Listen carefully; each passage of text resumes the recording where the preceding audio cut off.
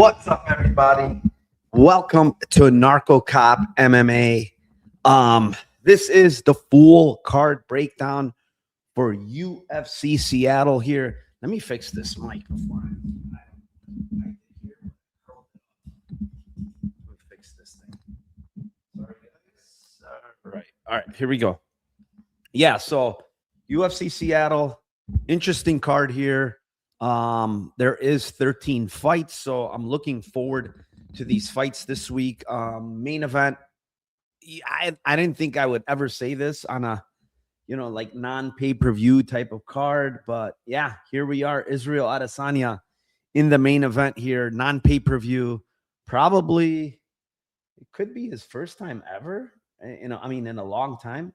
Actually, the Imavov one was a fight night card too. So that's, yeah, I guess that's 2 in a row now after being on numbered events for as long as I can remember. Since 2018, this guy has been on numbered events.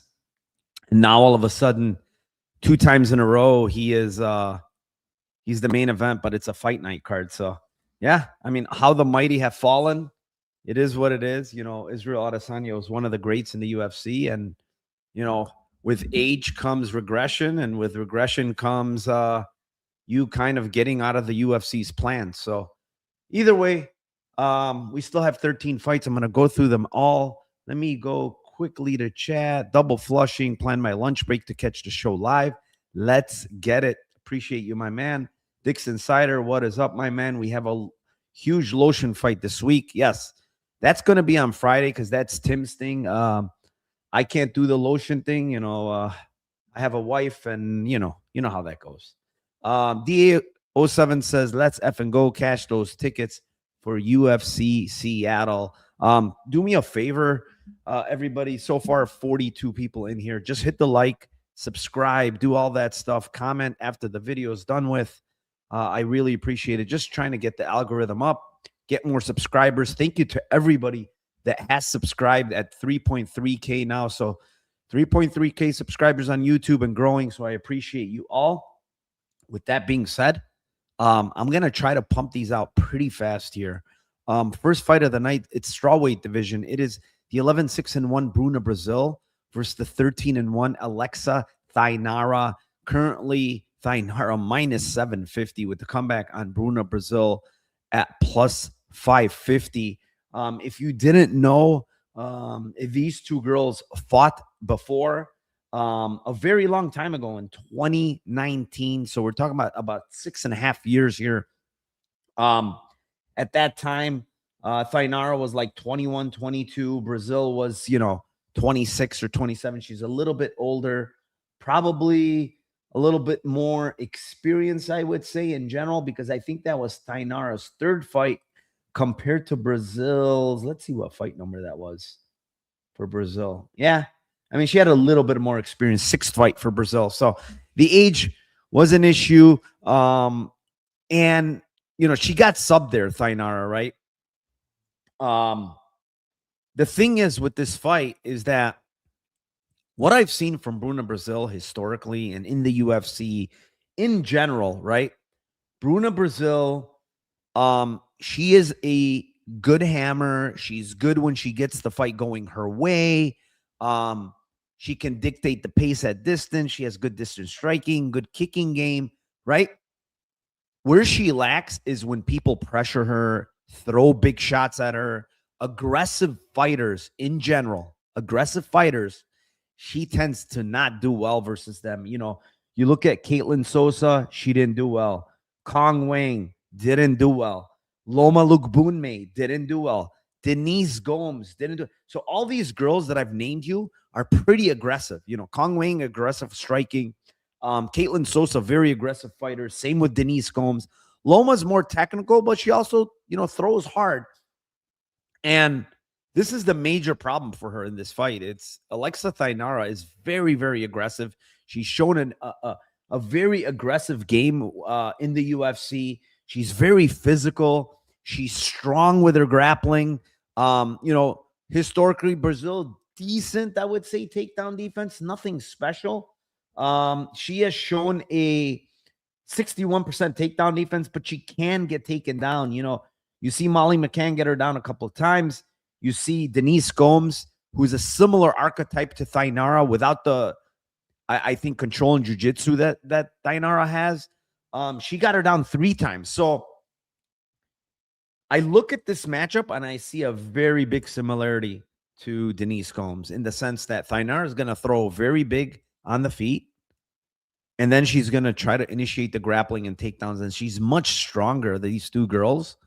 Brazil does okay in the clinch. She throws good knees and stuff, but she can't get taken down against a very, very aggressive Alexa Thainara. And, in her UFC fight, she's looked good, man. She did well against Loma, getting takedowns. And I thought that fight was going to be hard for Thainara. Wasn't that hard. Molly McCann, she ragdolled and got a submission there.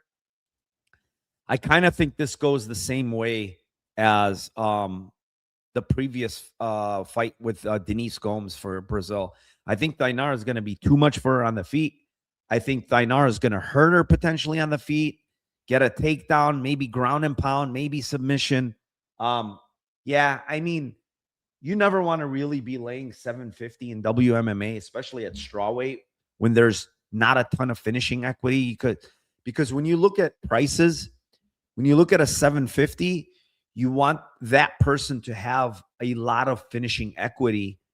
And even though I do think there is good finishing equity here for Thainara, I don't think it's a ton because it's still strawweight. So you need to be careful with the minus 750s on women's strawweight. But I don't really see much of an instance where Brazil wins. I mean, she could circle the cage and maybe use her footwork and land a little. But when she gets pressured, I just don't like her looks. I don't like the looks from her. I think Thainara is going to pressure her, get her down. I think Thainara is honestly going to finish here. Wouldn't be shocked if it was KO either. I know the submissions is low, but I wouldn't be shocked if it's KO. Tristan's in the house. Let's go. Hope everyone is doing well. Appreciate you, my man. Armand Cruz. Bro, no one worried about this fight. Keep it moving. Okay, but I got to break down every fight, my man. I have to do it. Hallelujah says Thainara being priced as a huge finisher. Yeah, that's the only problem I have. Like, it's hard in at 115. Yes, Freak. Scottsdale, Arizona, USA. Treadmill team has arrived. Happy hump day, my man. Elijah One, let's effing go. 97 in here. Let's move on. Fight number 2 is in the bantamweight division. It is 17-6 Adrian Yanez versus the 22-7 Ricky Simon. Currently, Ricky Simon minus 140 and the comeback on Yanez at plus 120. Kind of a grappler versus striker matchup, even though Simon of late has shown a lot of striking. He's tend to kind of been leaning towards the striking more. If you look at the Barcelos fight, there's a ton of striking. Smotherman fight, he did get takedowns, but he still stood there and struck for almost the entire round 3. Bashred obviously got a KO. Vinicius Oliveira, he attempted some takedowns. No success in keeping him down. So what happens? A lot of striking in that fight.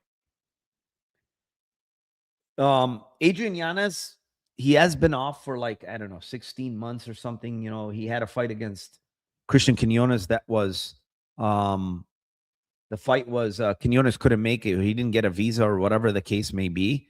So that's a problem there for Yanez because he has been out for, 14, 15 months, 16 months. His last fight against Daniel Marcos, very, very close fight when I went back and watched it.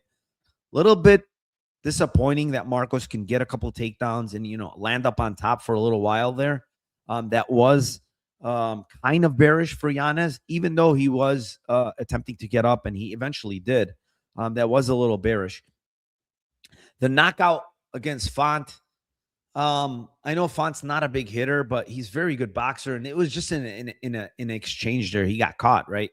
Jonathan Martinez, it was just bad because of the leg kicks, but Martinez honestly can do that to anybody, man. His leg kicks are nasty. When I look at this fight, I kind of have to go all the way back to LFA in November of 2018, right? For Miles Johns versus Adrian Yanez, because Miles Johns, to me, is very similar to Ricky Simon. He's throwing big, looping shots on the feet. And then he's looking to initiate the wrestling in that fight and get the fight down. Obviously, that was a very close fight. He lost by split decision. It was very, very close. It was a 5-round fight, by the way. But what he showed me in that fight, 7+ years ago, is that he has a very good get-up game. He was able to pop back up every single time he was taken down. Miles Johns, in the sense of being a wrestler, is very similar to Ricky Simon. I don't think one or the other is a much better wrestler than the other guy. The other thing is, Ricky Simon, like I said, of late, has not really grappled a ton for whatever reason. It may be, maybe it's the competition or whatever, but he's also never really shown great control over his career.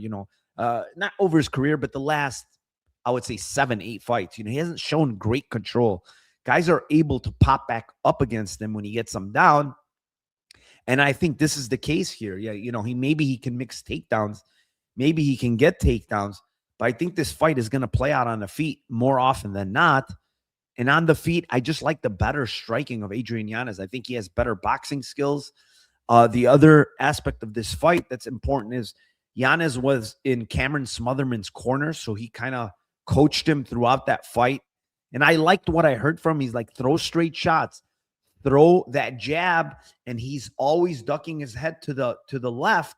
Throw that right hand behind, and you're going to catch him. And Smotherman was just a little too young, a little too green, and kept getting taken down early. His get-up game is not good as Yanez.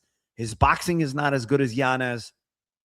So, I think in this matchup here, I think Yanez has the striking advantage here and the volume edge. And I even think the cardio might be a little bit in Yanez's favor, because of late, Simon has looked pretty bad in round 3. His round 3s have not looked good.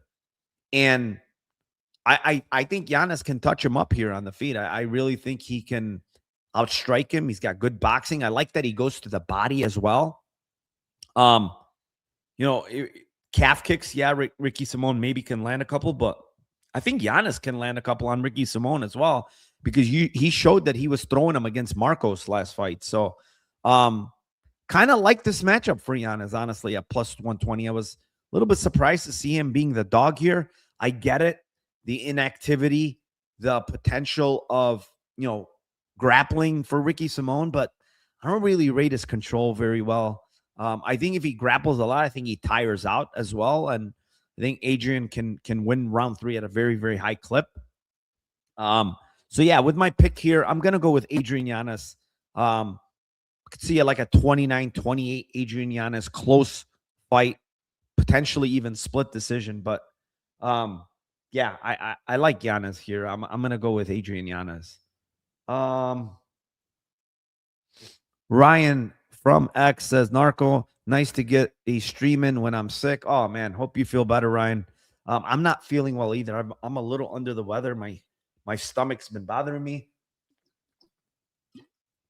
So it's been rough for me the last couple of days. So I still promised people I was going to put this out. So I'm like, let me put it out. But yeah, I've kind of been with a stomach bug for the last, I don't know, I would say 10 days, honestly. It's been uncomfortable for the past 10 days. Lighted says Yanez will put his lights out if he stands with him. Yeah, I don't know if he puts his light. Ricky Simon is very, very tough. I will say that. I mean, he's got a pretty good chin. But I mean, it could happen. Dixon says Ricky doesn't want to wrestle anymore because he gets too tired. Yeah, I think so too, honestly. I really think it's that too. What's up, Quinn? My man, thank you for being here. Armin says, I like your take on Yanez. Still a toss-up for me. Yeah. So here's how I would look at it. If you think this fight is a toss-up, 120 has value on it. You're getting plus money on a fight that you're saying is 50-50, according to what you're saying there. So it's not a bad bet if you think it's 50-50. Yeah, thank you, my man. Appreciate you as well. All right. Fight number 3. It is in the light heavyweight division. It is the 14-2 Bruno Lopes versus the 8-0 Navajo Stirling. And currently, Navajo Stirling minus 650. And the comeback on Bruno Lopes at plus 475. I know, and I'm one of them too. Like I've kind of been disappointed in Navajo Sterling in the sense that he's had pretty good matchups.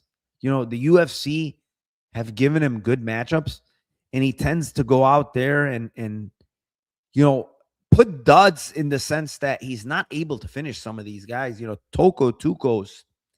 You just need to finish a guy at that level in the UFC. You need to finish that guy specifically. And he wasn't able to finish Tukos. Ivan Erslan, another guy. You should be able to finish a guy like this. Jimmy Crute went out there and finished this guy. I know it was grappling, but still, you need to finish a guy like this Erslan, who's much slower. You're a way better striker. And again, you carry him to decision. Rodolfo Bellato. I'm not going to blame him too much for that because Bellato is super tough. He got hit a lot in that fight. So it's not a huge thing. But now you get a very, very similar archetype to Rodolfo Bellato and Bruno Lopes, who's to me a lot less dangerous than Bellato and a lot less durable than Bellato. So you get probably a Walmart version of Bellato, even though there isn't a higher end Bellato. I wouldn't say he's like a high end fighter, but you know what I'm saying here. You get a Walmart version of Bellato in Bruno Lopes. I don't think he is as dangerous as Bellato on the feet. I don't think he's as tough as Bellato on the feet.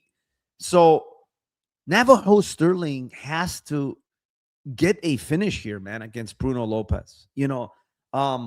Bruno Lopes, Dustin Jacoby dropped him with a jab last fight. And, Jacoby's a good striker, but so is Navajo Sterling. He dropped him with the jab. He never recovered, and then he finished him. So this guy's been knocked out by Brenson Ribeiro. He has okay power. Navajo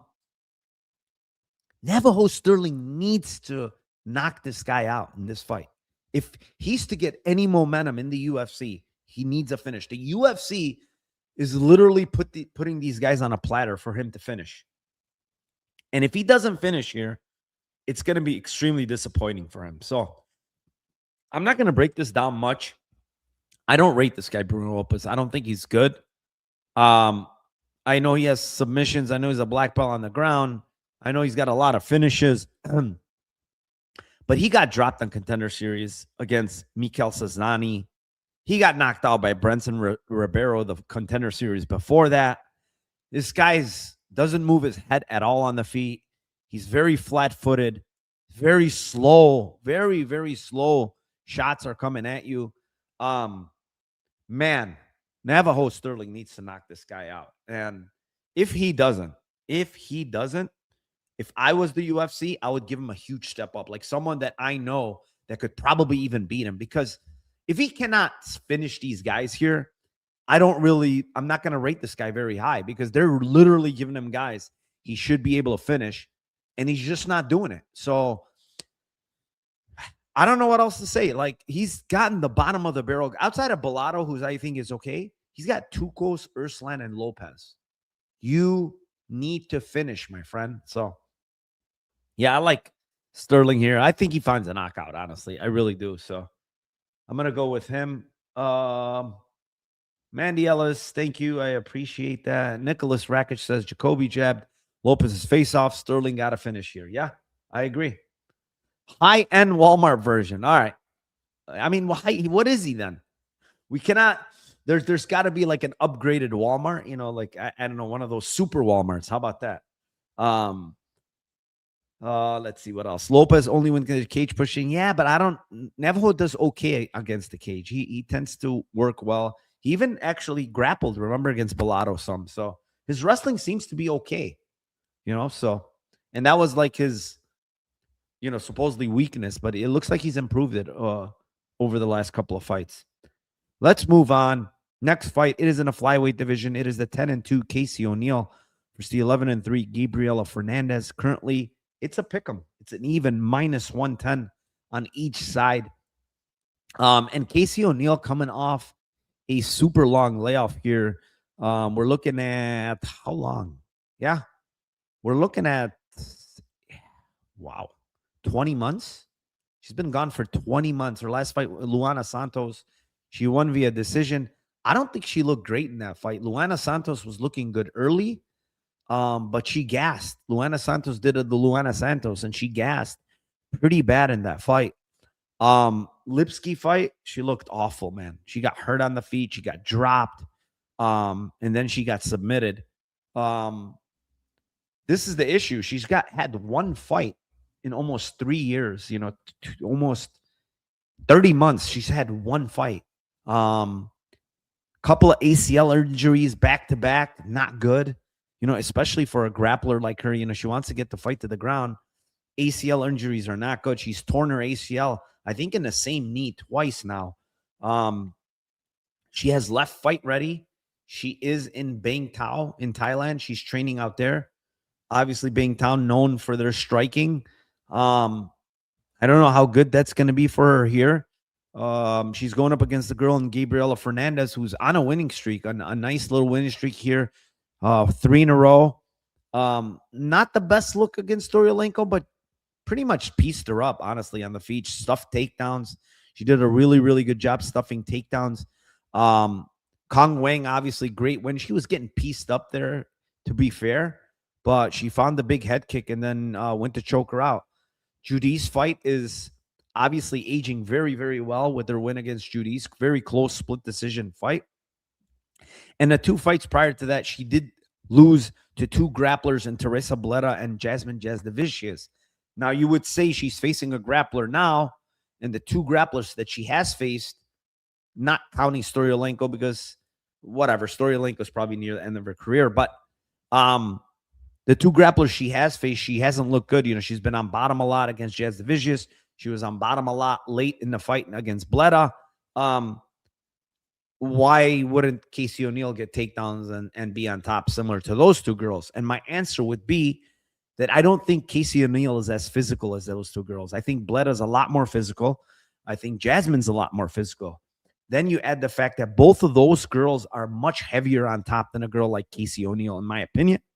And then to top it off is the fact that both of those girls are relentless with takedowns, and Casey O'Neill just isn't. Casey O'Neill strikes a lot in her fights, and then she looks to grapple.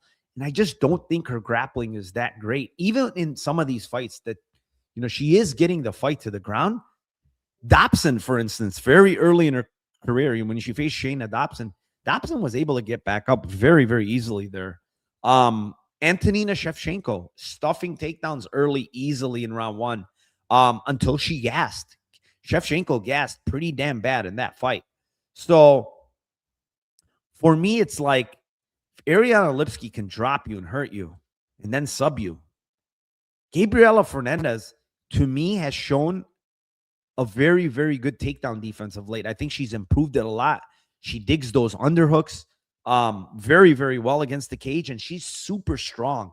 She is extremely strong, and that's where I think this is going to be a big, big problem for Casey O'Neill, is the strength advantage here. I think Gabriela is much stronger than Casey O'Neill, and then she's not going to like the firepower coming at her. Gabriela Fernandes hits very hard for WMMA. She has a lot of power, very strong kicks. I do worry that she could get her, her kicks caught potentially, like a body kick, and Casey O'Neill catches it for a takedown. But I still think Fernandes can pop back up, especially against the fence, against a girl like Casey O'Neill. And on the feet, Casey O'Neill throws more volume, but Gabriela Fernandes is going to hit her so hard on the feet that she's not going to want to throw volume like that. So honestly, one girl has been active, one girl has been inactive, injured. Even though you still look, Casey O'Neill is still only 28. Just had, even in her UFC career, I don't really think she's looked great, man. She got outstruck by Jennifer Maia. I know Jennifer Maia is good, but Maia was, isn't that Maia's like tail end of her career? Let's see here. When did she beat her? Yeah. She only had one UFC fight after that, and she was cut. She went into Invicta. So, and then the Ariane Lipski, I know she has power. Ariane Lipski does have power for WMMA, but that was Ariane Lipski's last win. And I honestly think Gabriela Fernandes hits harder than Ariane Lipski. So, yeah, trajectory going up for one, trajectory kind of going down for the other in Casey O'Neill, in my opinion. I like Gabriela Fernandes here. I'm a little surprised it's Pick'em, but, a lot of money is coming in on Casey O'Neill. People like Casey O'Neill in this spot, probably think that the grappling is going to work here, and maybe it potentially could. But when I tape these girls, I kind of have a hard time seeing Casey O'Neill like staying on top of Fernandes. I think even if she gets taken down, I think she gets back up. So, yeah, I'm going to go with Gabriel Fernandes here. Probably could be a knockout, honestly, but probably decision. Glenbot says, Fernandes Army stand up. Let's get it. Oh my God, I forgot there's 2 lotion fights. Tim is going to have a field day on Friday night. Correct. Glenbot says Casey flew in late, I believe, from Thailand too. A long trip, to be fair. No, she actually didn't, because I think she was training in, you know what? Let me double check, because I don't want to talk out of my ass. But I think she was training. She came in early, and she was training in Seattle somewhere. Let me see here.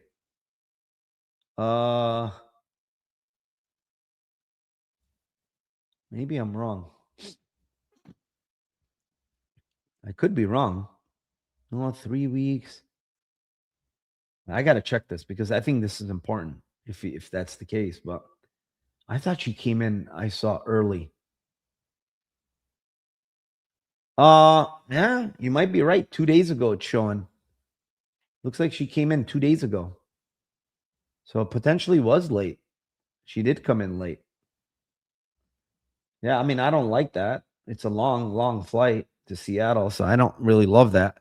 But yeah, I mean, if I was her, I would probably come in a little sooner, but I don't know. Maybe she's used to the US already. She was in Arizona for a very long time, so I don't know. But yeah, apparently she did fly in late. Tim DePetris, we're live. Great midday vibe. Appreciate you, my man. Thank you for joining. Nolan knows MMA. Didn't she have Santino in her corner the last few fights? Now he's retired. One down now. Her new team's looking. It's Bang Tao. Bang Tao Muay Thai. I think she's trained there before. She knows some people out there, so she's training out there now. Yeah. Santino was in her corner for a couple of fights. But yeah, she went back to Bang Tao because no one's really at fight ready anymore. And a lot of these pros are just gone, and she was one of them. All right, let's move on. Next fight, it's in the heavyweight division. It is this 27-10 Marcin Tybura versus the 17-3 Tyrell Fortune. Fortune currently minus 135, and the comeback on Tybura at plus 115. Fortune is taking this fight on short notice. We have to say that here. He's coming and filling in for, who was the one that pulled out here on Tybura? I think it was Walker. Yeah, Walter Walker pulled out. Tyrell Fortune steps in here on short notice, a guy that, previously fought in PFL and Bellator. Had a decent run there. I wouldn't say great, but he does have experience in Bellator and PFL. And something that's very interesting, very, very interesting about Tyrell Fortune is that he made his MMA debut without any type of MMA background, like as far as amateurs or fighting. He had a wrestling background, obviously high-level wrestler, but he came right into Bellator. They brought him in 2016, 10 years ago. They brought him in straight into Bellator and his first pro fight. So, and he's ever since stuck there forever. He ran on a nice win streak there. The matchups are probably very good. And then subsequently, he got finished by Tim Johnson. Linton Vassell fight was close, and then he got heel hook against Belutsny, Sergey. Now that he was out of PFL, he got let go. He went to Lights Out, fought there a couple of times against the Dennis brothers. Didn't look great, but didn't look horrible either. I mean, he fucked up that last guy. I mean, his face was a bloody mess. Tyrell Fortune, what I like about him is for the heavyweight division, he's very, very athletic. He's got pretty good boxing skills, I would say. I was kind of surprised. He had solid striking boxing skills, good straight shots.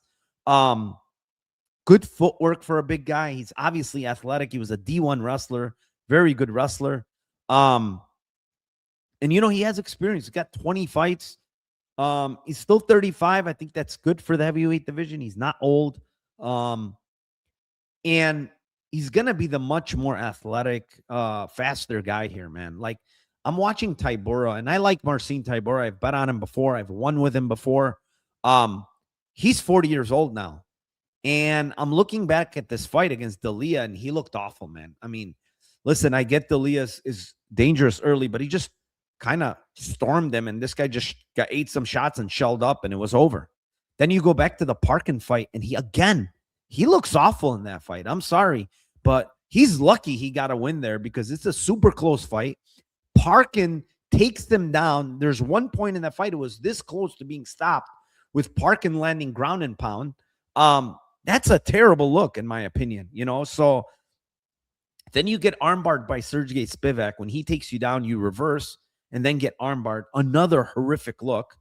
I think this guy is kind of past it, man. I know he's got a lot of skill. I know he's a jiu-jitsu black belt. I know he's got good ground and pound, but his wrestling is not good. How does he win this fight against Fortune? Like, I'm trying to think of a scenario. Maybe if Fortune gets a takedown on top and gets reversed by Tybura, that's one way. But I really don't see Tybura taking him down. I think Fortune is way faster on the feet. He's way more dangerous on the feet.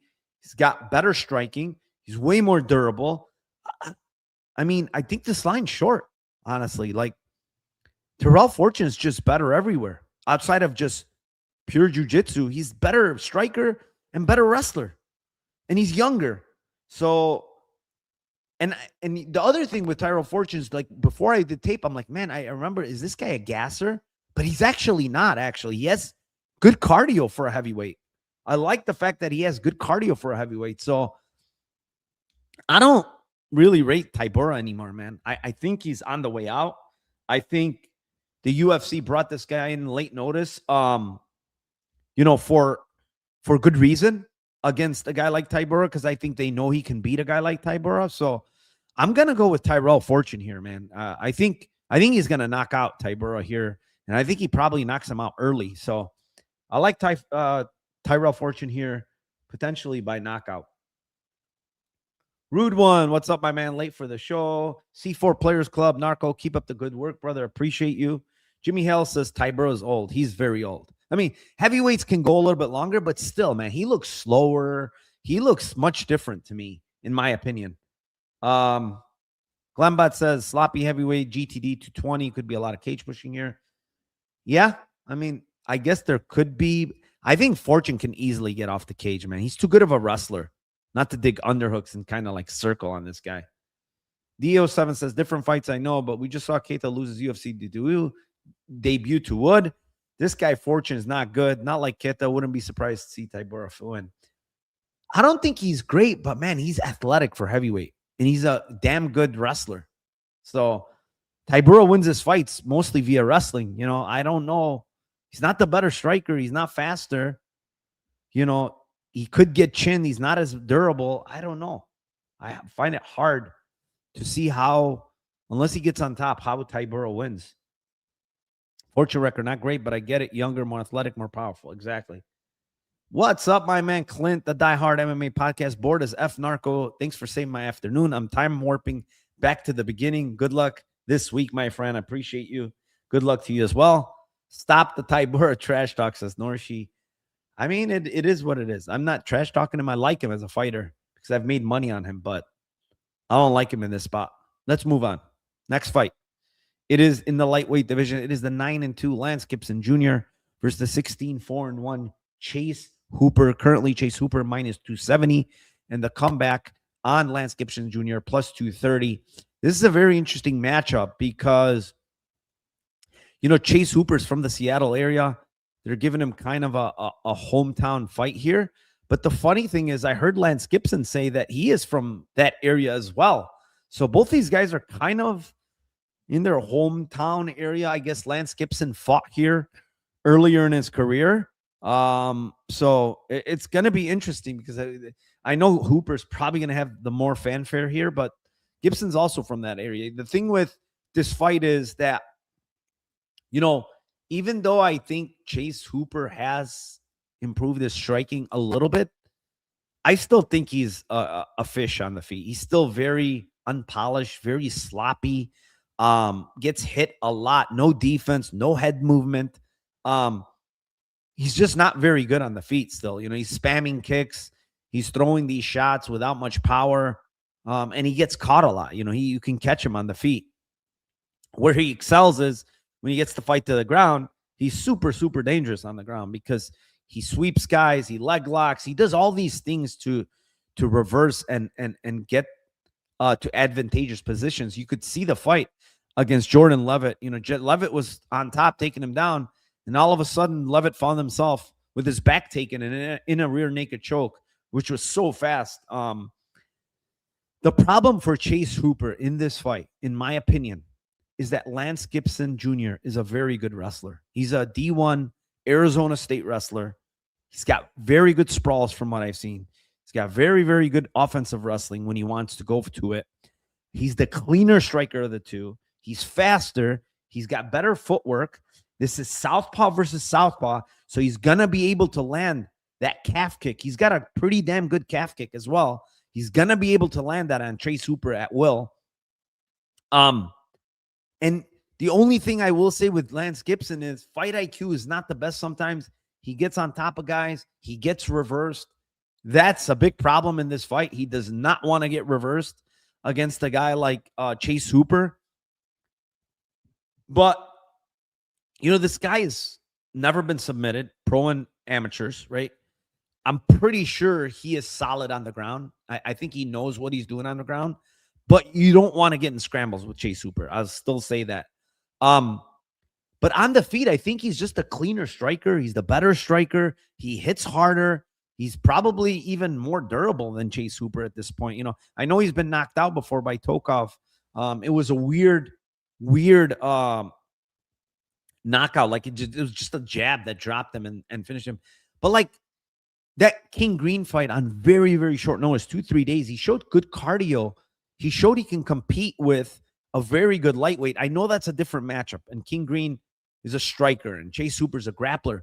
But Chase Hooper's wrestling is awful, man. And I don't really think he's going to out-wrestle Lance Gibson here. So if Gibson is smart, I think this fight comes down to fight IQ. If Gibson's smart, keeps this on the feet, kicks that lead leg, slows down Hooper, butchers his legs, where Hooper's trying to Imanari roll to try to get a leg or something, I think this price a little bit too wide on Chase Hooper in this matchup. I know Lance Gibson's not the best fighter, but when you look at the matchup, I don't think it's a great matchup for Hooper because he's going up against a very good wrestler in Lance Gibson Jr. So, he owns Gibson and his dad own their own gym. He's obviously, what's her name? God, I can't even remember the name. Former fighter. She's there, always training with them. Julia Budd. So, yeah, man, I think this line's a little bit too wide here on Chase Hooper minus 270. I mean, maybe he gets the entanglements. Maybe he gets there and finds a finish. But the bigger cage too, that helps Lance Gibson use his footwork. Gibson's more athletic. He's more explosive, better striker, like I said, better technically. The only thing I hate about Gibson is his low volume on the feet, and Hooper will come forward and try to make it like a wild, crazy fight.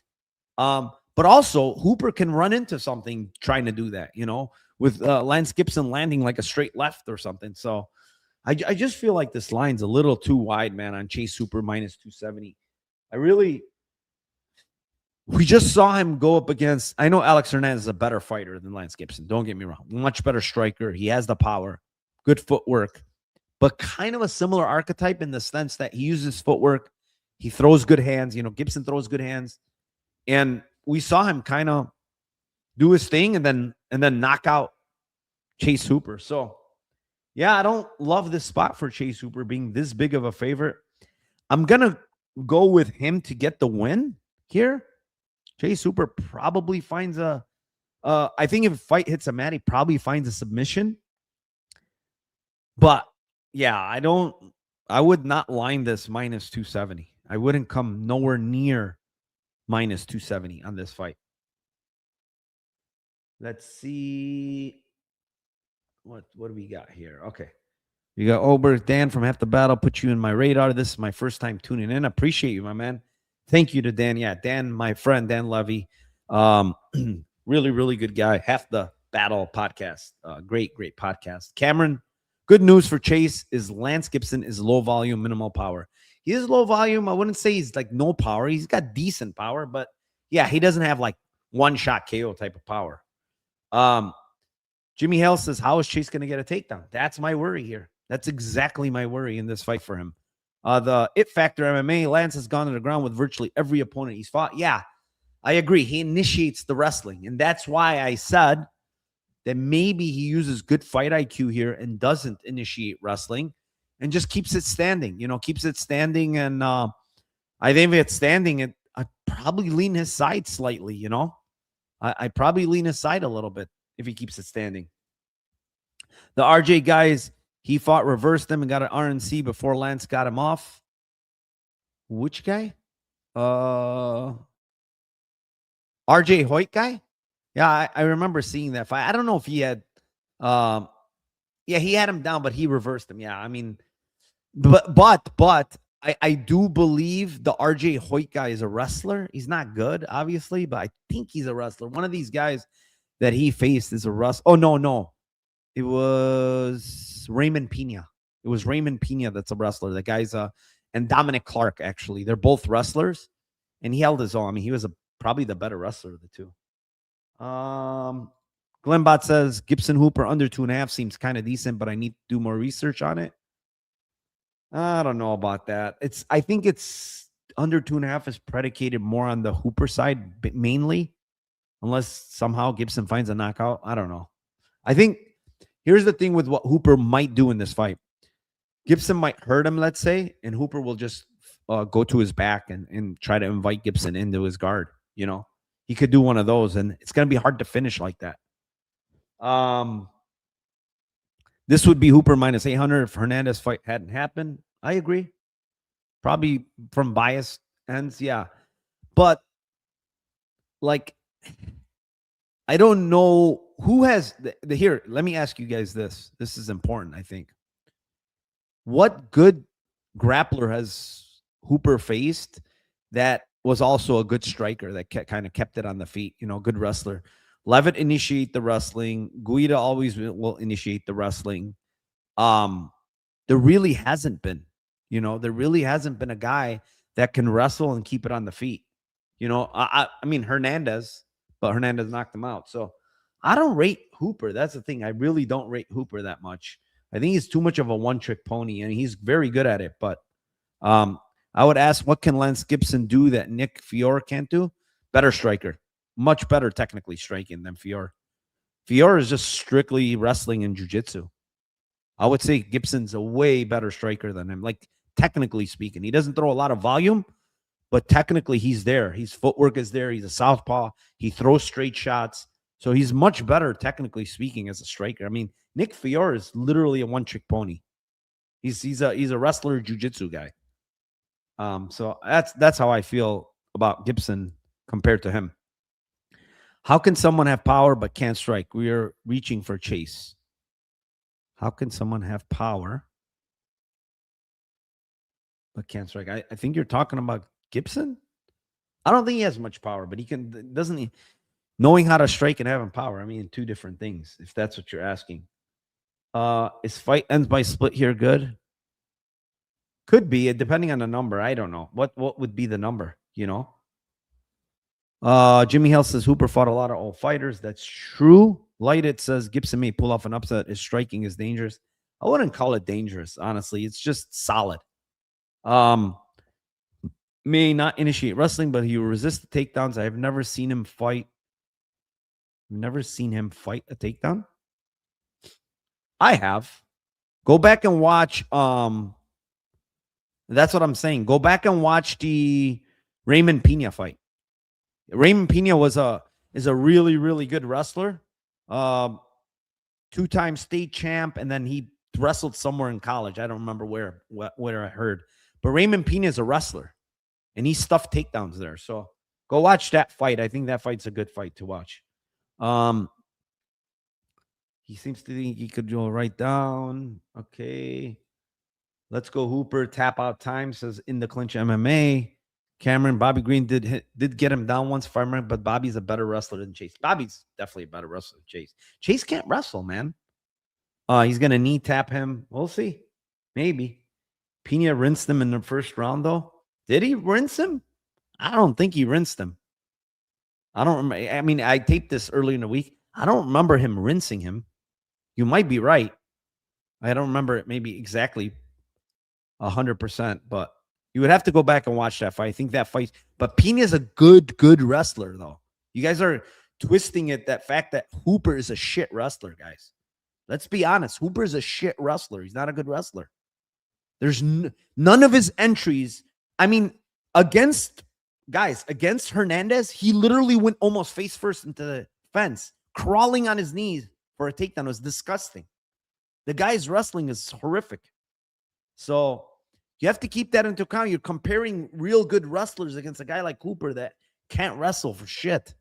He's not a good wrestler. He needs entanglements. He needs Lance Gibson, in my opinion, to be the idiot and engage in the wrestling. And maybe Lance Gibson goes to, when they're entangled, he goes for the body lock and goes for the takedown, right? Then lands on top. And now Hooper's like, all right, I got you. He's probably going to go for an ankle, reverse the position, something like that.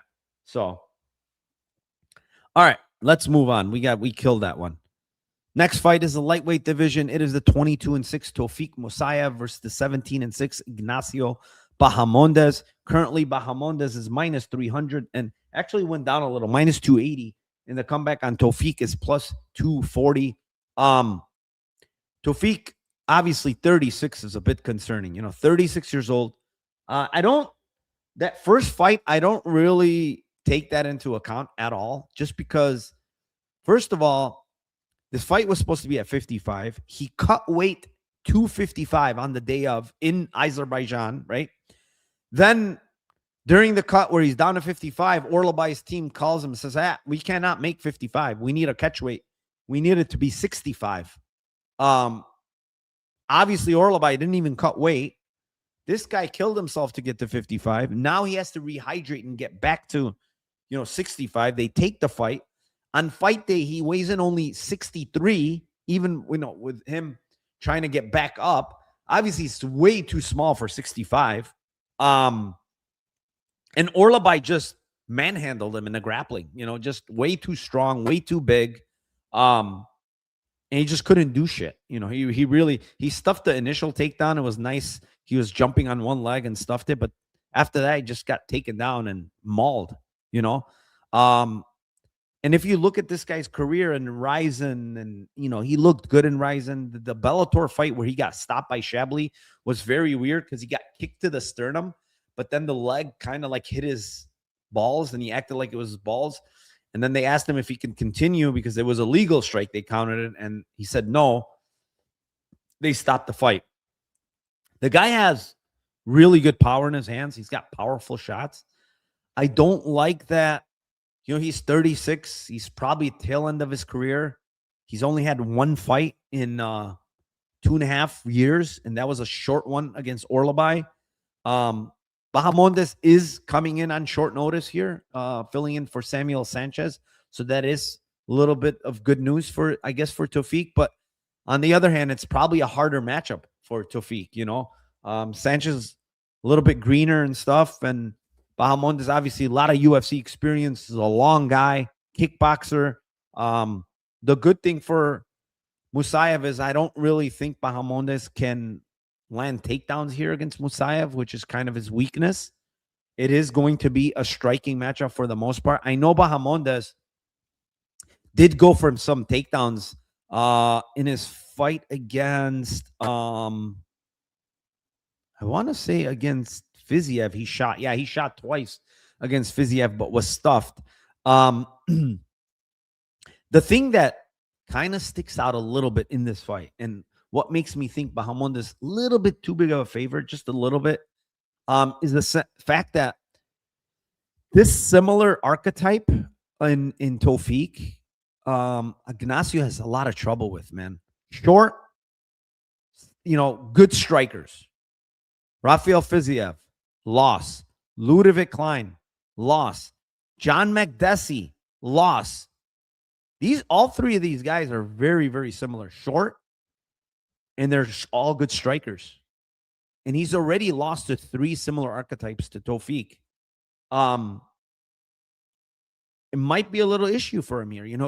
Ignacio has a little bit of a tall man's defense, honestly. He keeps the chin up a little bit. He is durable, but he can get cracked, and you don't really want to get cracked flush against Tofik. He hits hard. But also, man, it's hard to back this guy that's 36-year-old coming into the UFC now. He throws a lot of singular shots, which I don't like. Throwing big shots. I don't really love that. I think he's a good striker, but he's not a volume guy. Bahamondes is going to have more volume. He's going to have a huge reach, 7-inch reach. He's got a 6-inch height advantage. It's going to be big here because I think he's going to be able to kick him from the outside. He's going to be able to do the things that he wants to do from the outside. And Tofik, unlike Fiziev, I really don't see him grappling much. I know he's grappled a little bit, but doesn't grapple much at all in his fights.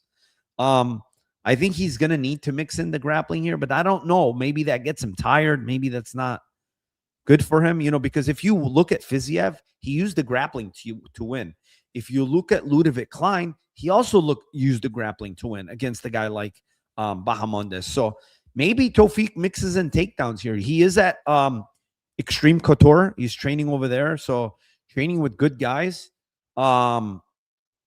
He did his camp there, I believe, here for this one, so that's a good plus for him. I believe he was at Killcliff before, so he moved camps, in Vegas now. But yeah, I kind of favor Bahamondes here. Longer guy, younger by 8 years, at VFS, improving also. I think he wins here, but I wouldn't lay minus 300. I really wouldn't. Bahamondes really not known for a lot of power. I know he has knockouts, but he's not really been that power guy. Outside of, you look at that fight against Manuel Torres where he caught him with a counter, most of his finishes are, front kicks, head kicks, wheel kicks. It's not with his hands. He's not knocking people out with his hands. So I would be cautious here. That's what I would say. Putting a guy like Ignacio in parlays, I wouldn't do because it's that archetype that he's had trouble with before in his career. And I could see him again having trouble against a guy like this where, maybe Ignacio wins some, most of the minutes, but the moments probably could be Tofik landing big shots or even getting takedowns. Maybe he wrestles. I have seen him wrestle before, and I think he's a better wrestler. He might be a better wrestler, honestly, than Fiziev. To be honest, I think he's probably a better wrestler than Fiziev. And if he wrestles, now you put in a different type of aspect in this fight, and I think it's not bad. Yeah, I don't think it's bad. To maybe back a plus 250 at a very small bet, but I think Bahamondes probably wins. But yeah, I don't love 300 here. I really don't. Let's see what else we got here. Yeah, Glenbot. Listen to Glenbot. Smash the likes for me. Retweet. Share the live stream, please. I appreciate everybody that's in here. I love the chat actually more than anything today. Like a very lively chat, questions. Their own comments, what they think of fights. Listen, I listen to everybody in here. Honestly, like the it factor saying Lance, in the wrestling aspect. I'm listening to you. I think he can get twisted up in something and be an idiot. I don't like his fight IQ a lot. Glenbot, Tofik decision plus 650 or Baha sub plus 400. Sub, maybe like a front choke, I guess. Maybe if Tofik shoots, it could happen. Front choke. Carlos says Zellhuber, Bahamondes are doppelgangers. Be warned. Come on. I got to give Bahamondes a little bit more credit. Zellhuber has shit the bed way too many times. Bahamondes, I don't think he really shit the bed, right? He's lost to Fiziev. It's okay. Ludovic Klein, it's okay.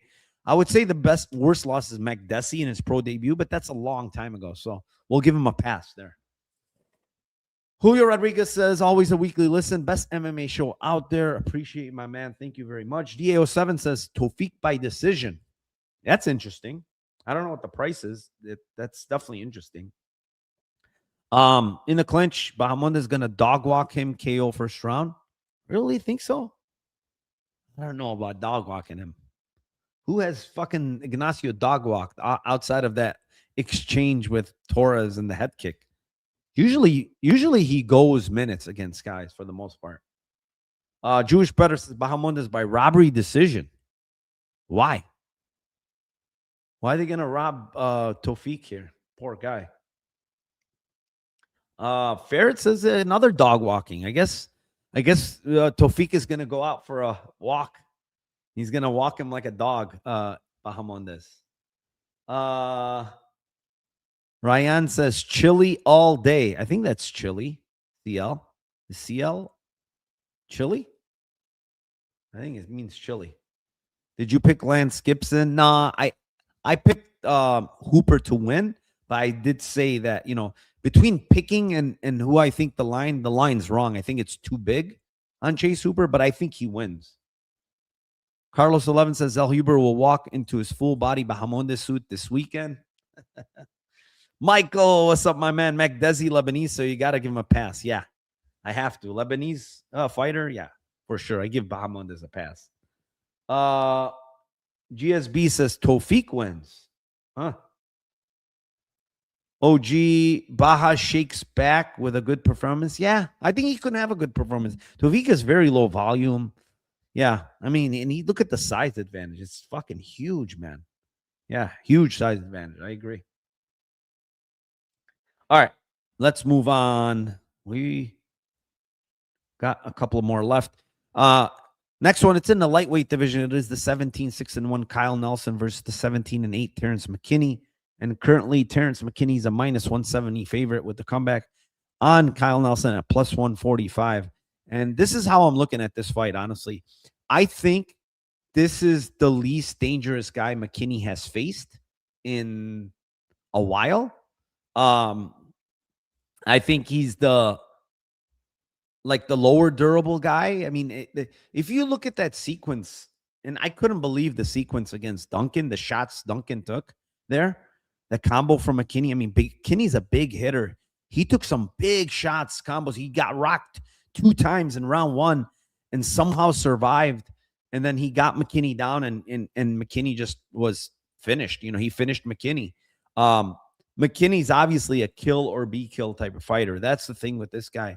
Over and over again, that's what he does. You either kill him or he kills you. And you could see this guy never goes over 1.5 rounds. Like, it's always round 1, round 2, round 1, round 2, round 1, round 2. It's been like that forever.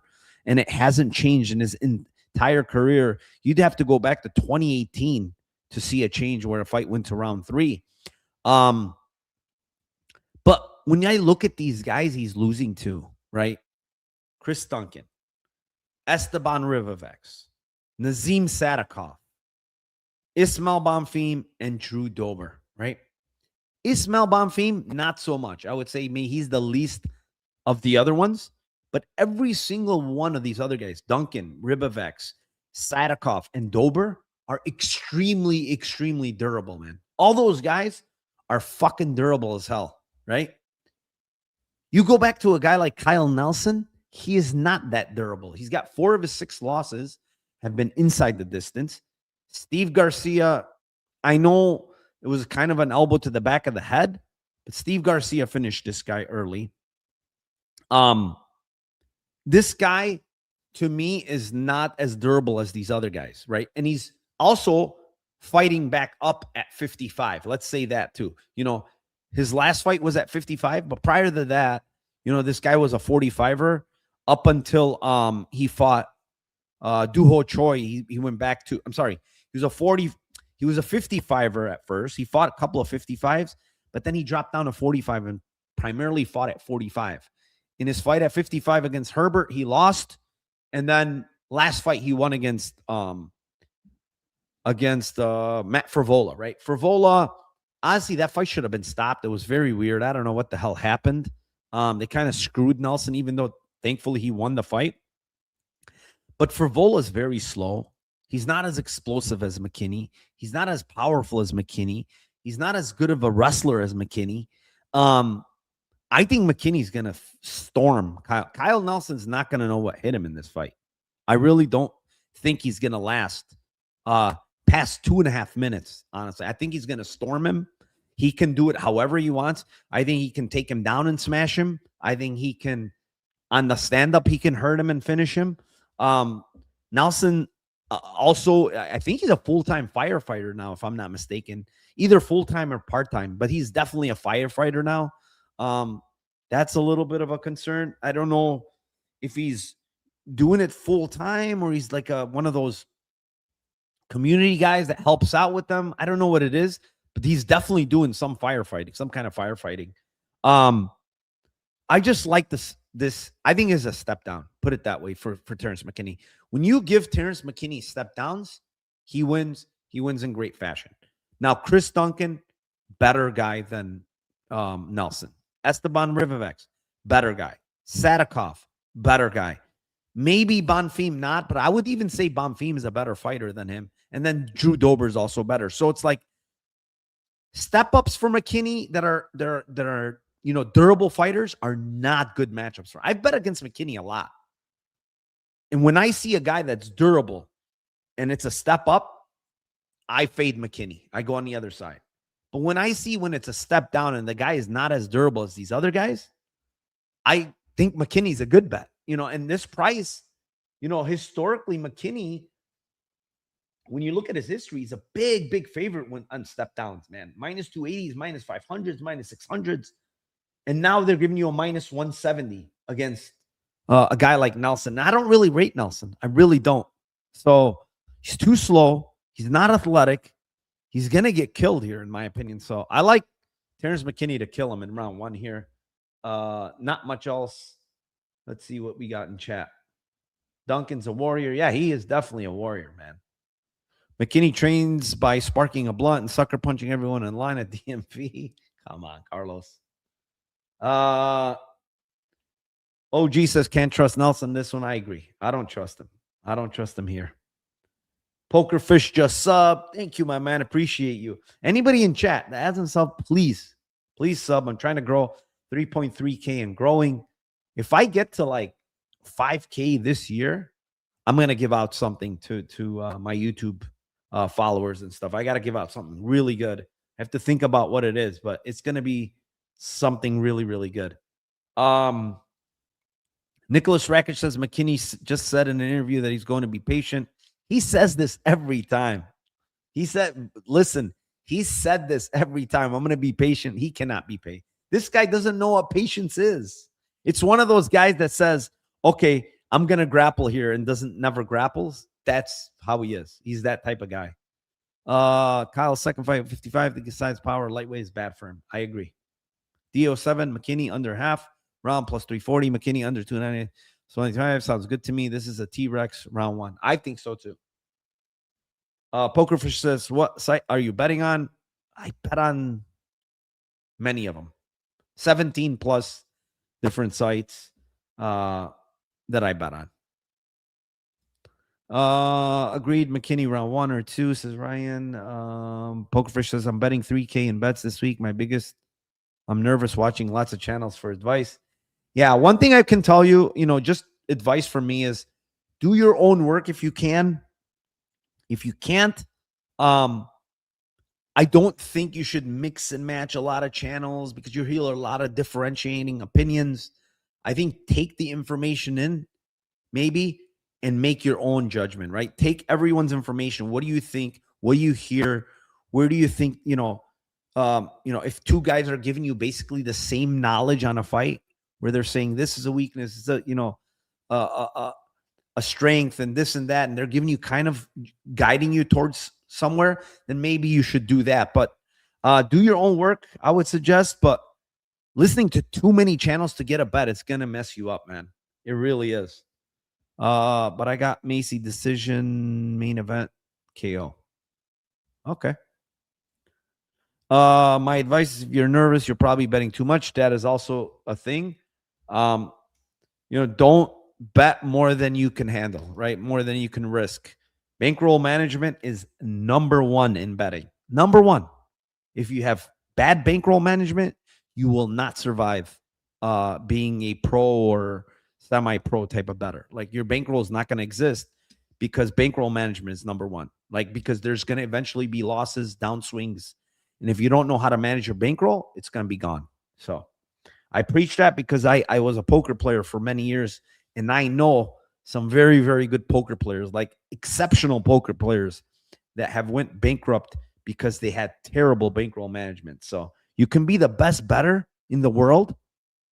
This is very true. You can be the best MMA bettor in the world. If your bankroll management is very bad, you will go broke.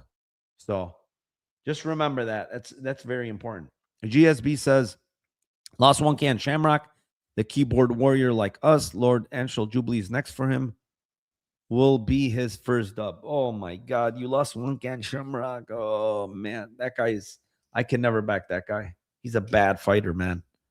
He's a bad fighter. I'm located in Arizona.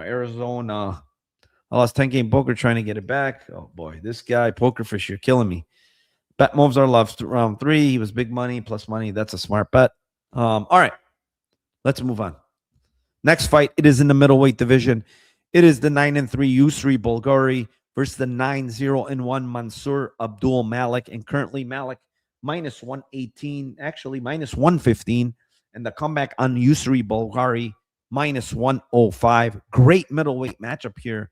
Two guys that are kind of ascending. Malik hasn't have a loss. Belgaroui coming off a great win where he looked dominant as a big underdog against his fight against Bakoyev.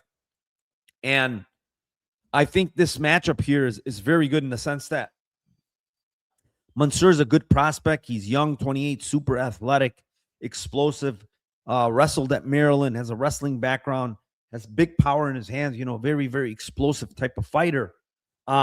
Training at Extreme, a lot of good stuff are said about this guy. Very, very good fight IQ. He's a sponge when it comes to learning and a lot of good things that I heard coming out of that camp at Extreme Couture for Malik. Now, the problem I have with Malik, and maybe I could be wrong, he looked fine against Tricoli. He found the finish. He found a finish against Todorovic where he hurt him early and finished.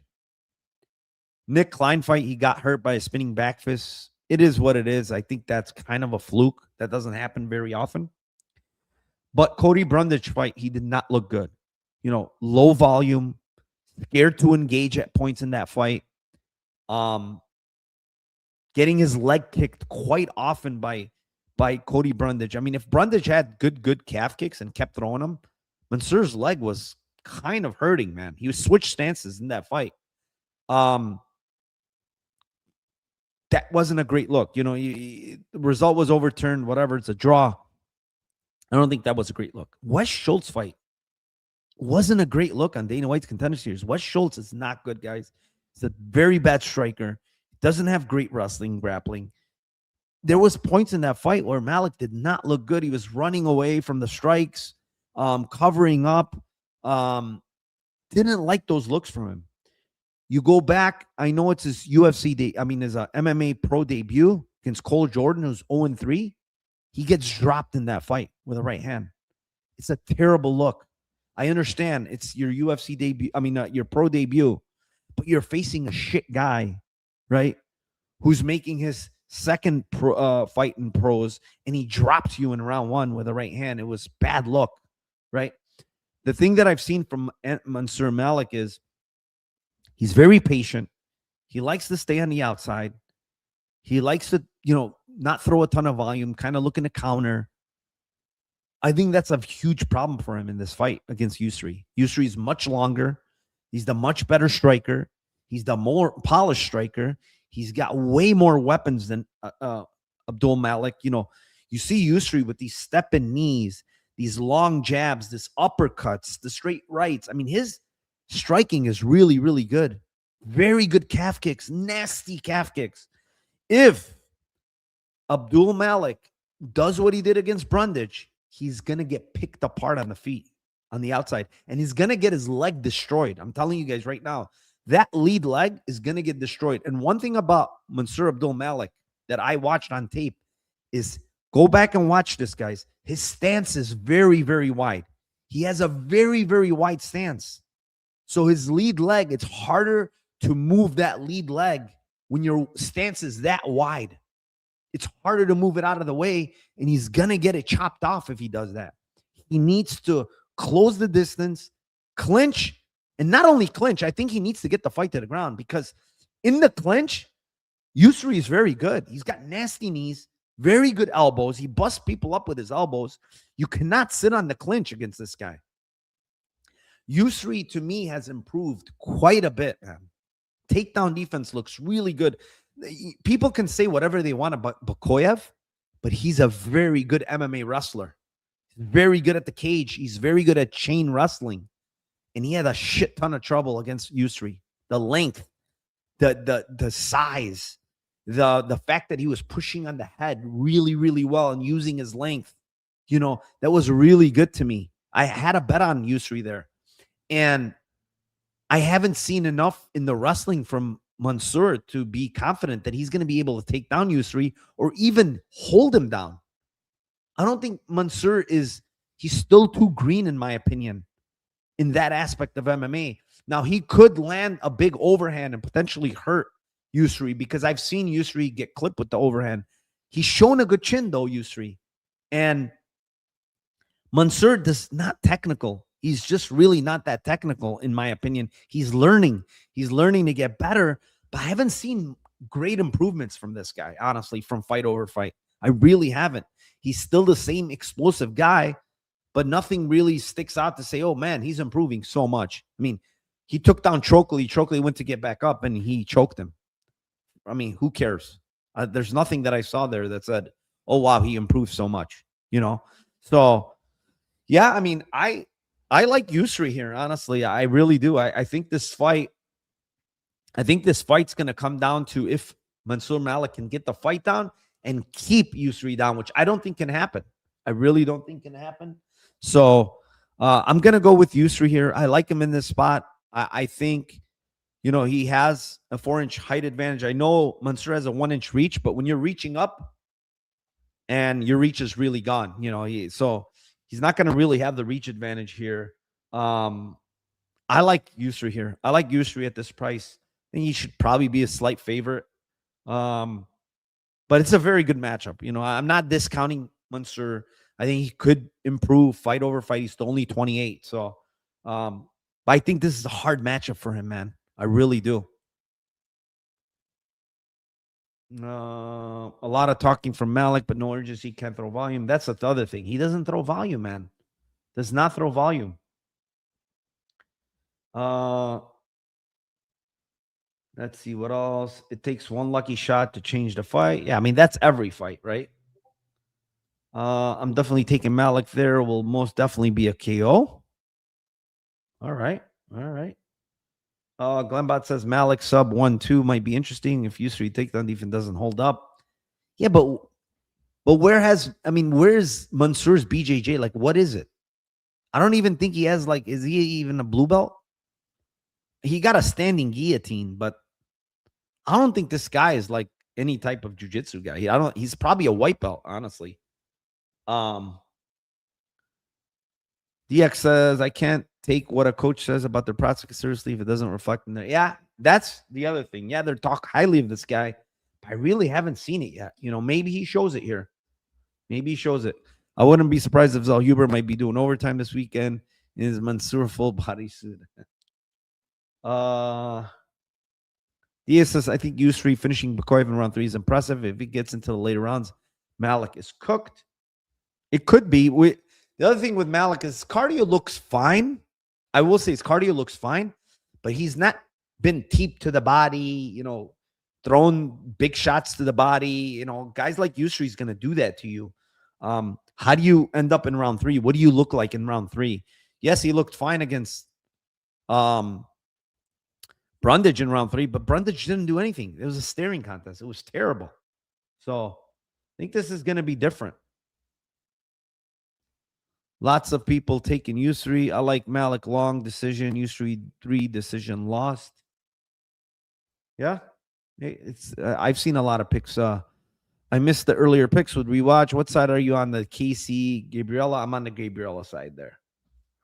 Tommy says, I think Usri wins a decision or gets a late KO. Mansour will gas after unsuccessful takedown attempts and be stuck in mud on his feet with the lack of volume. It's a very good. That's solid, actually. I think if he's not getting takedowns and he's going for them, I think he's going to gas too. I really do. But yeah, great fight. Great fight. Probably one of the best fights on the card, honestly. All right, moving on. Featherweight division. It is the 31-12 Julian Erosa versus the 13-5 Larion Douglas. Currently, Douglas minus 300. And a comeback on Erosa plus 250.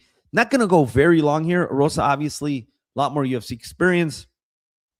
Douglas, UFC debut. I will tell you guys, Douglas hits like a truck. I've said this over and over about this guy in Dana White's Contender Series breakdown. I've talked about this guy in LFA. The market had always historically rated this guy lower than what he was. He was always an underdog. If you look at his career, every single one of his fights in LFA, he was an underdog. And he went 4-1 there. He lost to Isaac Thompson, but he went 4-1 as an underdog. And the market just never rated this guy. And I kept watching tape, and I'm like, this guy is phenomenal. He's got great wrestling. He's got excellent striking, nasty calf kicks, huge power. And then you listen to Cup Swanson talk about this guy. And I'm going to give you a little story on this guy really quick. Larion Douglas started his career in MMA fighting alone, guys. This guy came from a wrestling background. He won the wrestling championship in Brazil in freestyle in 2012. He was a wrestling champion, right? Learned striking himself growing up, just boxing, stuff like that. And started fighting by himself. No coach, no gym, no training partners. He just would take fights against people, and he was always the B side. And he would do very well early in his career, winning some fights, obviously losing some. But that's how this guy came into MMA. He had no gym, no manager, no nothing. Apparently, he took his backpack and whatever he had, which was nothing, came to the U.S. looking to train somewhere. Eventually, he made his way to California and got with Bloodline. At first, he was at Jackson Wink for a little bit, and then he went to Bloodline. And you can really see how much this guy's improved, man. He's an excellent wrestler, excellent defensive wrestling, huge power in his hands, very good kicks, very sound defensively. My one thing that I don't like with Larion Douglas is that he can tend to be a little bit soft, honestly. When the going gets tough, it seems like he covers up a little too much. He shells up a little bit too much. Stuff that I don't like to see, especially guys, a guy like Erosa, that if you don't get him out of there early, you are going to be in hell later in the fight because he's going to keep coming and coming and coming. Now, the problem with Erosa is he's got terrible head movement. He's got no defense on the feet. Chin up in the air even after 30 fights, 40 fights. And he doesn't see these hooks well. Padilla knocked him out. Sung Woo Choi knocked him out with a left hook. I will tell you guys, Larion Douglas has a nasty left hook. Nasty left hook with tons of power. He hits harder than anybody Julian Erosa has ever faced. I will tell you guys that right now. So with that being said, I think he's going to knock out Julian Erosa, man. Julian Erosa is not going to be able to get takedowns against this guy because he's a good wrestler. And he's going to keep it on the feet. And he's going to just land. All it's going to take is one big shot. And Erosa is going to go flat. And he's going to look exactly like he looked like against Sung Woo Choi. Face plant, knockout. So if the fight extends, Erosa can make it interesting. But I don't think it does. And I think he gets knocked out here against Larion Douglas. I predict it's going to be some kind of hook, left hook. And he's going to get his leg butchered too, by the way. This guy kicks very, very hard. So, yeah, I I like Larion Douglas here. It's going to be a knockout, in my opinion. There's really, I mean, it's hard for me to envision Erosa at this point in his career taking punches from this guy. Like, this guy hits way too hard for a guy. Julian is the type of guy that gets hurt in every fight, by the way, even against non-big punchers. He kind of gets wobbled and hurt. Like, there's no wobbling or hurt against this guy. You're either going to go out flat or you somehow, Larion Douglas is not landing on you. So, let's move on. Next fight, it is in the welterweight division. It is the 16-10 Nico Price versus the 19-7 Michael Chiesa. Currently, Chiesa's minus, oh my God, it's minus 800 now. And a comeback on Nico Price at plus 550. It's obviously a hometown fight for Chiesa. Nico Price taking this on short notice. I have no idea what the hell's going on. This is a month and a half. He just got knocked out against Veretennikov, and he looked awful in that fight. Every punch was basically hurting him. Now he's facing a guy in Chiesa who obviously doesn't have power in his hands. He's not really a striker. He's a grappler. But yeah, I mean, what am I going to make of this fight? Like, I don't even want to touch this with anything. I don't want minus 600. I don't want, plus 550, whatever. I think this is a win for Michael Chiesa. That's all I'll say. Potentially his first KO of his career. If it's a hot take, maybe. It could be ground and pound or something. I don't think it's standing, to be honest. It could be. That's how, Nico Price is just coming off a KO fucking month and a half ago. Now he's fighting again on short notice in Chiesa's hometown. So give me Michael Chiesa here. I think it's an easy win here for Michael Chiesa. Let's move on. I'm not going to take too much in that fight. Next fight, it is in the flyweight division. It is the 16-5-1 Alexa Grasso versus the 15-2 Macy Barber. Currently, Barber minus 185 in the comeback on Grasso at plus 160. This line has actually ballooned up a little bit here. A couple of days ago, it was Macy Barber minus 135. And here we are, Macy Barber minus 185. This is a rematch in case people don't know. These two have fought before. Alexa Grasso got the win there. It was 29-28 type of fight. Round 3 was Barber. Round 2 was Grasso. And round 1 was kind of close, but I did give it to Grasso. So I do think she did get the rightful win there. Barber was very young then, 22, 21 years old. Now she's getting a little bit better. I will say her striking is a little bit better in the sense that she doesn't throw as much of empty volume like she once used to. Like, if you watch that Grasso fight, she's kind of going 1-2, 1-2 in the air, like literally air punching jabs and right and left hands. So she was doing a lot of empty volume, which is bad. Like, she doesn't do that as much. She kind of plod or pokes with her jab a little bit more, kind of like range fighting with it instead of throwing empty volume. So she is getting a little bit better with her striking. She has very good kicks, of course, to the body. She's going to be much more physical, I feel like, than Alexa Grasso, which she was even in the first fight. She got put in a couple of submissions, but she got out of them. I do think that this is how she wants to fight this fight. I think that she's going to want to clinch, get the fight to the ground. One very important aspect, and I know, no two fights are the same. You can look at the fight and say, this girl was only 21. Obviously, now she's a lot older. She's more experienced, blah, blah, blah, right? But one very important thing that really no one seems to have mentioned in this fight is that last fight was in the apex. I think that favors Macy Barber. She can get to the clinch a lot easier. She can get her to the cage a lot easier. This is in a much bigger cage in Seattle. I think that affects this fight a little bit. I think Grasso can move a lot more. Grasso has the better hands of these two girls. I can tell you that now. Macy potentially hits harder, but Grasso buzzed her definitely in round 1 in that fight. She landed some good shots on her. The entire world is on Macy Barber here. I have not seen a single person mention Grasso, honestly. Not one. Everybody's on Macy Barber. I wouldn't lay this minus 185. I'm telling you guys straight up. Like, I think this is a 29-28 type of fight either way. The big cage helps Alexa Grasso. She's 32. Yes, she's not old, but she's obviously been through it with the Valentina 3 fights, Natalia Silva last fight. Even though, it was a 30-27, but Silva's a much different fighter than Barber. She's stick and move, hard to get to, very fast.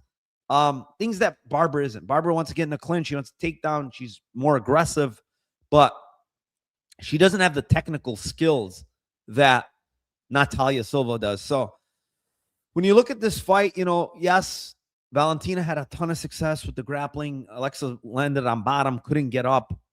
I don't know if Barber's that good in the grappling like Valentina. When Valentina's strong as hell. She's really, really good.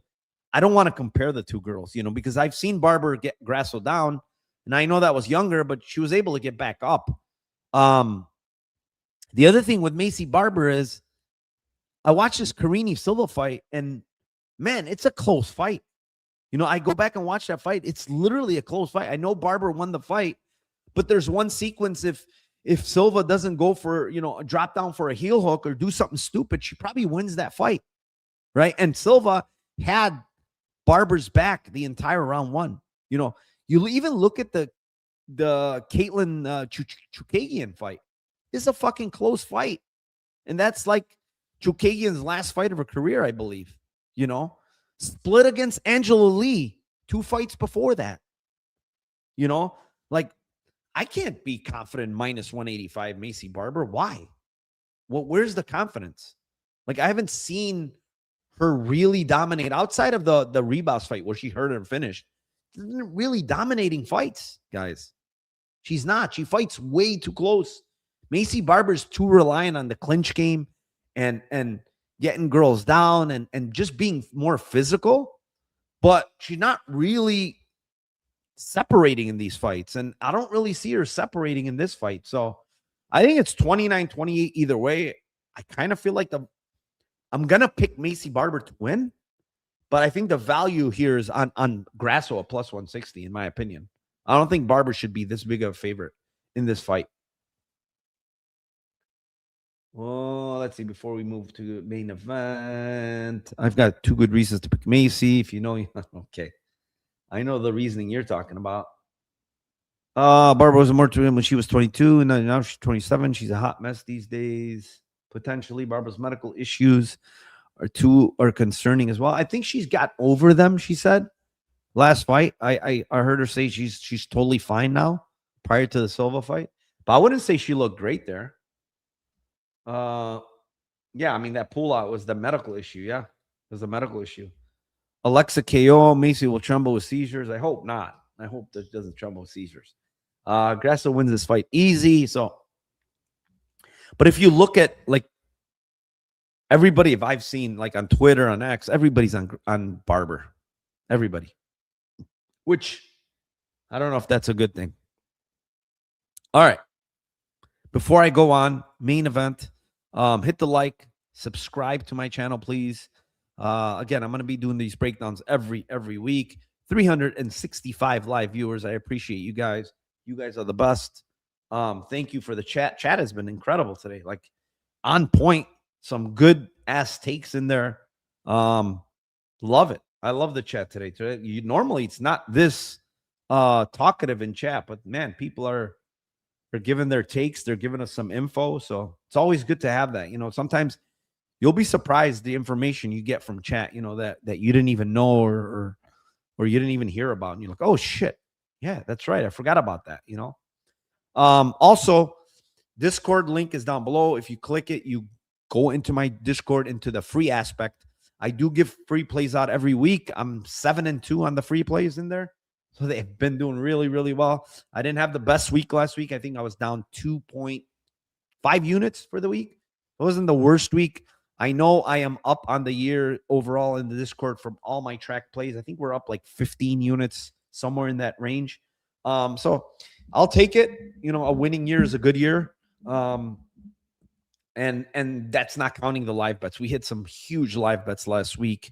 Plus 400, 500, 600s that we hit live. So was really, really good. I do a live space every UFC card. So if you want to join the paid portion, I do a live space every card, and we make some good money in there. I will tell you that. I'm not just saying it to say it. I don't really tout my Discord that much, but it's a great community. That's the other thing. Great community. There's some other sharp guys in there. There's a lot of sharp bettors in there that you can get info from, even about keeping accounts, stuff like that. So a lot of good stuff in there. What is Moise saying? Valeska landed a jab on Macy in sparring. Macy went to seizures. Good luck with your money. When was this? Is that recent? Come on. Wait, Moise. Is this recent or what is this? What is this old one? Joe and Underdog. Have they seen? Okay, we're going to talk about that right now. Narco, what's the code for 50% the VIP Discord? I don't have one, but since you mentioned it, I'm going to make one right now because you said it. And normally, all right, I'm going to call it Dixon. How about that? Dixon is the name of the promo code. All right, it's 50% off for 1 month. I will limit it to 25 people. And it expires. I'll make it expire Saturday. All right. Create. There it is. Promo code Dixon. Let me put it in chat, actually. Let me see if I can link it here. There you go. It's in chat. Use that. Thanks to Dixon. 50% off. First month. All right. Let's see here. Carlos 11 says, I don't know if it matters if that's recent. Bryce got brain damage ever since that MS seizure. OG says, I'll sign up. Appreciate you, my man. Thank you very much. You're going to love it. I promise you. There's some really, really good people in there. Yeah, Dixon's not. He's not a premium member. He's not a premium member. Maybe he joins now. I give 50% off. He might join. All right.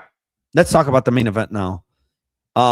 It's in the middleweight division. It is the 15-3 Joe Pyfer versus the 24-5 Israel Adesanya. And currently, Adesanya is a minus 150 favorite with the comeback on Joe Pyfer at plus 130. Man, I did a lot of tape on this. Ended up with no play on this.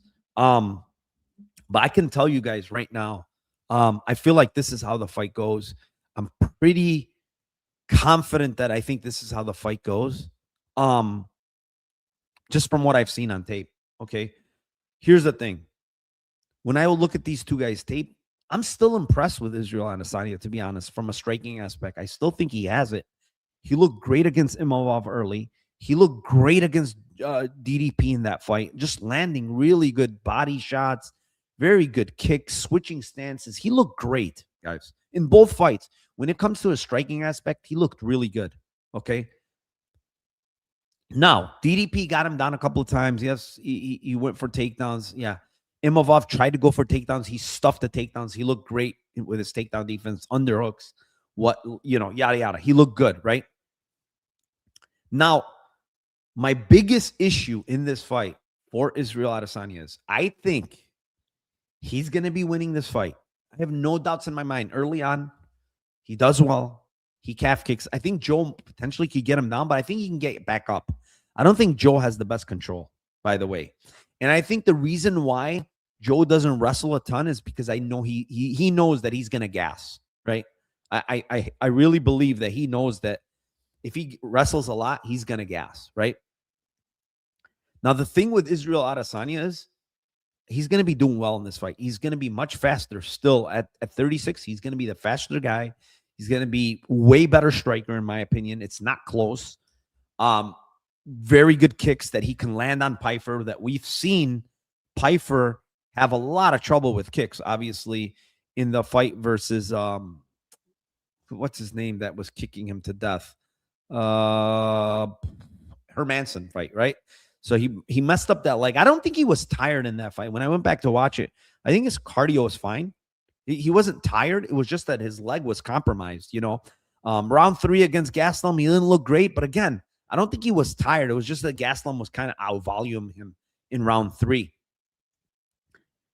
Israel, in my opinion, cardio has looked suspect of late. I don't know what the deal is. He didn't look great in the Strickland fight. He looked tired. He didn't look great in the Duplessis fight. He looked tired again. I don't know what the deal is with his cardio. That's one. I'm not sure if it's very good. I mean, obviously he's getting up there in age. Maybe it's that. Maybe the amount of fights. But the one thing that I'm very scared of for Adesanya in this fight that I've seen over and over and over again is Israel drops this his left hand all the time in the orthodox position. His left hand is always dropping. Imavov knocked him out with the straight right hand. He got dropped by Strickland with the straight right hand. He got hit by Duplessis multiple times and hurt with that same straight right hand. He is dropping his left hand, and Joe Pyfer's biggest punch is that right hand, the overhand right. And I already could see it. They're in an exchange. Israel's coming out of the pocket. Pyfer's coming forward. Israel hand down. Pyfer big overhand drops Israel and puts him out because Pyfer hits very hard. He hits much harder than Imavov, in my opinion. And this is the problem for Israel, is that at some point in this fight, he's going to get clipped with that right hand. It's just I don't understand why he keeps doing that. Every fucking fight, left hand is down in the orthodox position, and he gets clipped with the right hand. And this is every fucking fight he's been getting hurt with for the last 3. Imavov, Duplessis, and Strickland, every single one, same scenario. And it's always the right hand. So Pyfer's best punch is his right hand. It's that overhand right. And he hits hard, man. He hits very, very hard. And that's the problem going to be for Adesanya in this fight. He's going to be winning until he isn't. And I cannot trust him anymore. Honestly, it's the one thing that I saw on tape over and over is that right hand landing. And if that right hand lands against Pyfer, it's going to be good night. He's going to go to sleep. And he just doesn't have the power anymore. He really doesn't have the power anymore. I mean, the chin anymore, not power. He really doesn't have the chin anymore. So yeah. Yeah, I mean, see, I think I agree with this totally. I think his punch is telegraphed, but DDP's punches are telegraphed and ugly, and they landed on him. Like it's just, you cannot drop even if they're telegraphed or not, his left hand is down. Fight after fight, it's down. And eventually you're going to get caught going backwards like that. You cannot go backwards with your hand down. And this every single time you're getting hit with this right hand, and now your chin is not holding up. Adesanya's chin was good before, but it's gone. He doesn't have a chin anymore. So I think he wins most of the minutes in this fight. I think he's the better MMA fighter. He's the better fighter in general, but he's not more durable, and he's going to get hit. And I think I've heard a lot of people say Pyfer's cardio. I don't think his cardio is bad, Pyfer. I think he can go easily 5 rounds of striking. No problem. And mix in takedowns. I don't think that's the problem here. Now, Izzy could do a similar game plan to Hermanson. Just chop off that leg. Keep chopping that leg. Chop that leg. Because I think Pyfer looked terrible southpaw. He doesn't know how to fight southpaw. Maybe he trained at this camp. But if Izzy's smart, he'd blast that lead leg. Blast that lead leg. Because Izzy has very good calf kicks. So that is a way where, if he can get Joe Pyfer to be stationary and he can't use his movement to come forward and potentially land the right hand, then Izzy styles on him. Then the style bender comes out, and he absolutely styles on him if he can't move. So that's the other, scary aspect of this fight, is that what you just said right here. Who is this? Aileen Perez. Is that Pyfer could time that and counter that leg kick with the overhand right. Yeah, absolutely. I'm just saying that if he has success with those calf kicks, and Izzy, has good calf kicks, they're fast, and he doesn't get caught, like Pyfer's leg is there to be kicked, man. This guy is very lead leg heavy. He's looking to land big power shots, so that's what you got to do. You got You got to kind of plant. You have to plant those feet in order to land big power shots. And when you're planted, that's the worst time to get calf kicked because that fucking kills. So you're taking all the blow on the calf then, you know. So, yeah, I mean, it's an interesting fight. I don't have a bet on this fight, like I said, because I think Izzy's the side, but I feel like he's going to get caught. It's inevitable. What else? We got a lot of people in here.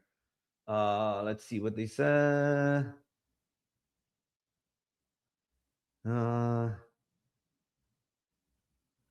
Okay, Casual Arco says he watched Opinion fight. Okay, he dominates 4 minutes control. Fine. Maybe I didn't think of it properly. And then he hurt him in a second. But Pena's a really, really good wrestler. That was my point. Like he's an excellent wrestler, much better than Hooper. So you got to take that into account, you know. Appreciate you, St. Stephen. You are the man. I think you're, yeah, you are definitely, I think you're in Discord, right? If I'm not mistaken. His cardio will still be better than Pyfer's. Potentially. I don't know. I don't know about that. I think it's close. I think people are overstating Pyfer's. Pyfer's cardio looked fine to me in the 5 rounds. It was his leg that was fucked up.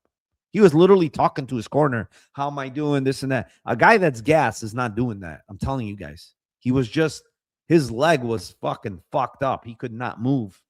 And he was saying it. He's like, my leg is cooked, basically, you know.